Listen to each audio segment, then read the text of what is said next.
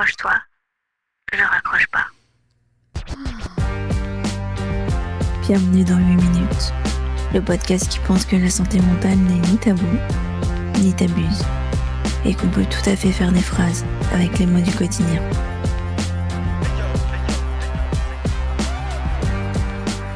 Épisode 2, Sissi la famille.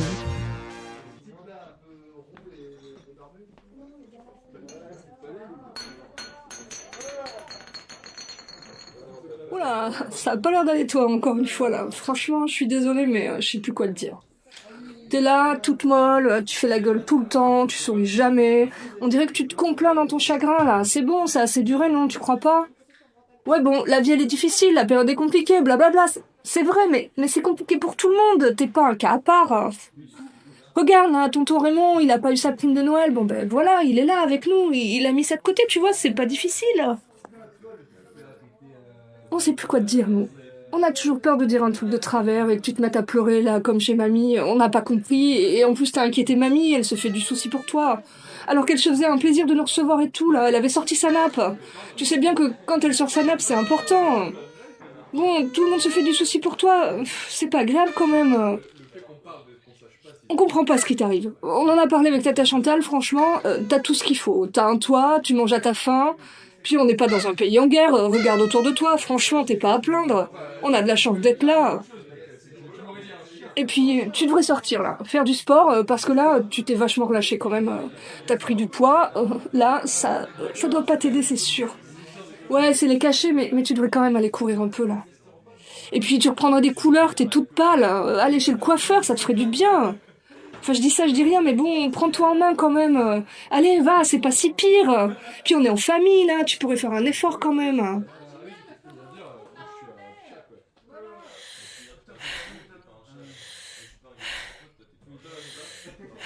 Ouais, je sais, t'as envie de pleurer. Enfin, plus précisément, de t'effondrer en larmes sur le sol. Et puis d'en profiter aussi pour voir si tu peux éventuellement passer à travers le plancher. Et puis refermer derrière toi et rester au calme, sous la terre. Je sais tout ce que tu traverses là, maintenant. Je sais que tu te sens coupable. Coupable d'à peu près tout, d'ailleurs.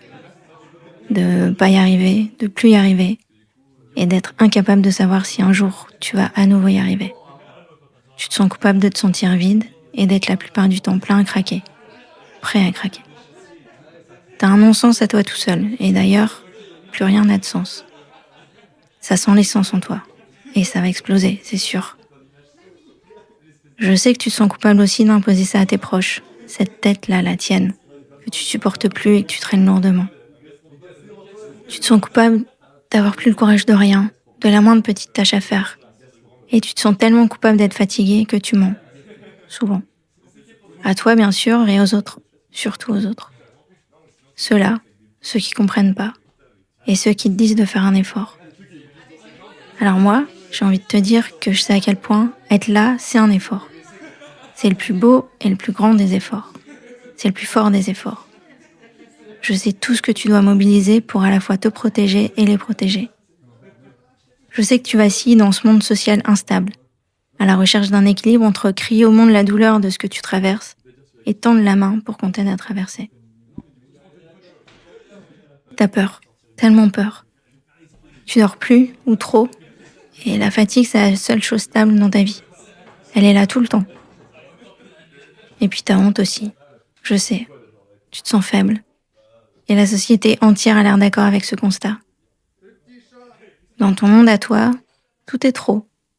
Il y a trop de tristesse, trop de pleurs, trop de colère, trop de questions et surtout zéro réponse. Je sais que t'es en colère aussi. Tu hurles à l'intérieur de toi parce que c'est injuste, putain. Tu fais ce que tu peux et la dernière chose que tu veux, c'est de te faire remarquer et qu'on te fasse remarquer que tu ne joues pas le jeu.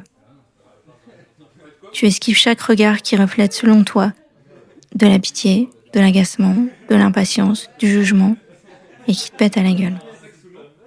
Mais le pire dans tout ça, c'est que pour toi, c'est vraiment, vraiment pas un jeu. Tu peux pas quitter la partie, parce que c'est ta vie là que tu joues. Ta mise de départ n'est pas bonne, et personne ne voit tes cartes dans ce grand bluff. Toi, tout ce que tu veux, c'est qu'on soit là, qu'on te prenne dans les bras, sans parler, sans donner aucun conseil à la con que t'as pas sollicité, sans donner son avis sur ce que tu vis. Tu veux juste qu'on soit là, qu'on te juge pas. Tu le fais assez bien, t'as pas besoin d'aide là-dessus. Mais je sais à quel point t'es seule dans ton monde. Et c'est effrayant. T'as besoin d'aide, mais tu sais pas comment le dire. Et tu sais pas comment on pourrait sortir de là. Et ça rend fou. Tu donnerais n'importe quoi pour être de l'autre côté du miroir. Dans leur monde à eux. Même avec leurs faux semblants. Même avec leur comédie. Juste un soir. Juste ce soir. Ce mal qui te ronge est invisible à l'œil nu. Et il faut avoir l'œil humide d'expérience pour capter que tu te bats justement pour pas déposer les armes. C'est une bataille de chaque instant. Et cette lutte contre tes ombres, malheureusement, elle se fait dans l'ombre. Oui, si tu avais une maladie visible avec des cicatrices qui se voient comme le nez qui coule au milieu de la figure. Alors ce soir, là, avec eux, ta présence serait un acte de vie incroyable et tu serais un putain de héros. Mais là, t'es juste encombrant, t'es juste pénible à faire la gueule et surtout à pas faire d'efforts. Sache que t'es rien de tout ça. Tu es malade, tu te soignes, tu fais ce que tu peux et c'est déjà tout un effort en soi. Je suis fière de toi.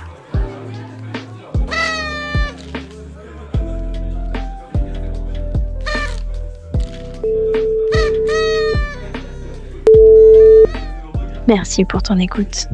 Et prends soin de toi, vraiment.